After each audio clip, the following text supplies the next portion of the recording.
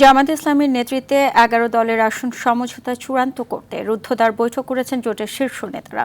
গুঞ্জন রয়েছে, ইসলামী আন্দোলনের জন্য ৫০টি আসন রেখে বাকি ২৫০ আসনে সমঝোতা করেছে জামায়াত ইসলামী সহ ১০ দল।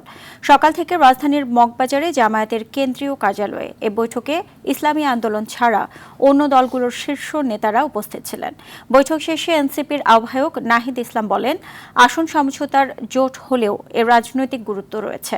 বৈঠকে ইসলামী আন্দোলন উপস্থিত ছিল না, জানান বাংলাদেশ খেলাফত মজলিসের আমির মামুনুল হক।